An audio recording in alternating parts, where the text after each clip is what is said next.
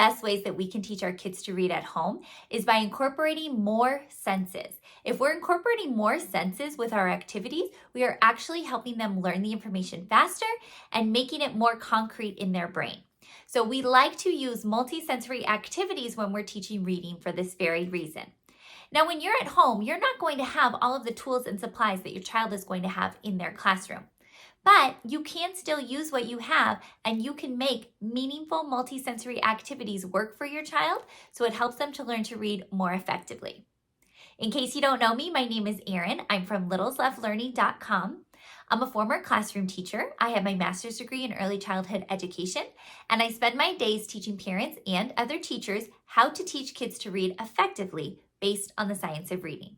And one of the things we know from research is that multisensory activities are so good for our kids when learning how to read. So let me show you 3 really easy ways to incorporate multisensory activities into your reading practice at home. The first way to incorporate multisensory activities into your reading practice at home is probably something you already have in your cabinet. Play-Doh.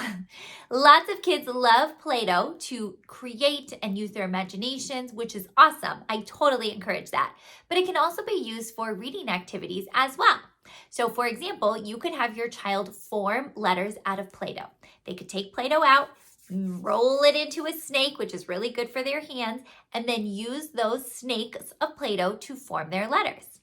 You can also have them make little balls of Play-Doh, put them on the table, and they can squish the ball as they say the sound of the letter. So for example, if the word was cat, they would have 3 balls of Play-Doh and they would squish k, a, t, cat. They would squish for each sound in the word.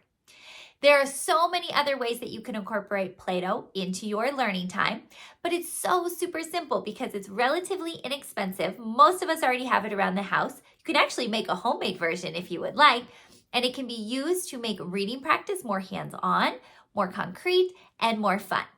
So let me show you a clip of how I use Play-Doh with my own 5-year-old son who's in kindergarten. All right, let's take this Play-Doh and let's turn it into the shape of an A. I like how you rolled it into snakes first. That was smart.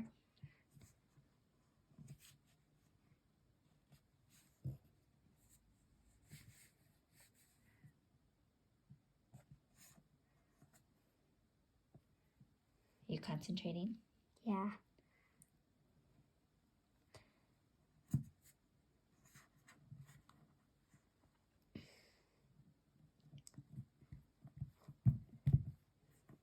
Can you tell me the sound that goes with letter A? A. Very nice. A is short vowel, A is long vowel.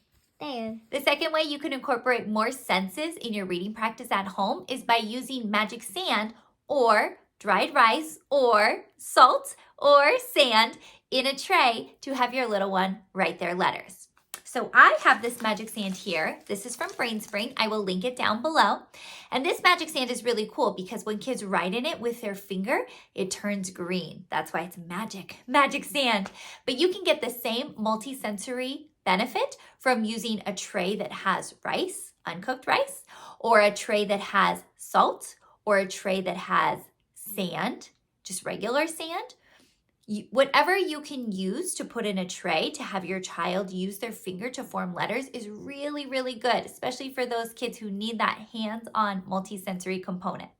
So I'm going to show you a video of how I use magic sand to have my son practice his letters.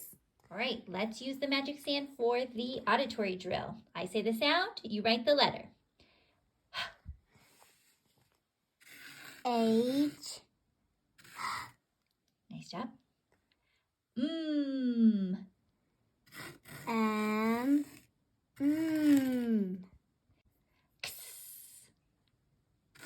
X. Y. Y. Y. Good. F. V. V. And the third really easy way to add a little bit of multisensory component to your reading practice is by using one of these plastic screens. Now, you obviously can't feel this, but it's very textured. So what we do is we put a piece of paper over the screen, and then we have our child write on that paper using a crayon. So what happens is when they take the paper off of the screen, the crayon is very bumpy. And so when they trace over that crayon with their finger, they can feel the texture and how bumpy it is. So as they're writing with their crayon and it's bumpy, and then they can feel it bumpy with their finger, that is incorporating more senses and helping them really solidify their words. Now we really like to use this screen with our irregular high frequency words. Those are the words that are spelled a little bit tricky. They're a little irregular. And so we really like to use the screen for those words because they're so tricky and it helps our kids remember them better. So let me show you a clip of this screen in action. Please write the word the. It already became bumpy. It's bumpy. Please write the word of. Please write the word you. Wait, which kind of you is it? Like you are my son. Okay. All right, now take your paper off the screen and I want you to feel what it feels like. What do those words feel like? You bring them over here. Wait, put Feel them them under? Can I put them under? I mean, you could put them under, but let's feel what the letters feel like. That's what they feel. Oh yeah, that's bumpy with the screen. But you know what? You don't even need the screen anymore. Feel it just with your finger. I hope this information was helpful for you today, and I hope that you will be able to incorporate these tips while working with your child at home on their reading practice. Play-Doh, magic sand, and those textured screens are so great to incorporate more senses while our child is learning how to read, and especially keeps them engaged and focused and want to practice with us, because that's ultimately what we want. We want this learning to read process to be joyful, to be filled with fun. Yes, it is going to be difficult. Yes, we are going to have rough days, but overall, we want it to be an experience that our kids remember as something that was so special when you taught them how to read. If you have any questions for me, please reach out. You can find me over at littleslovelearning.com.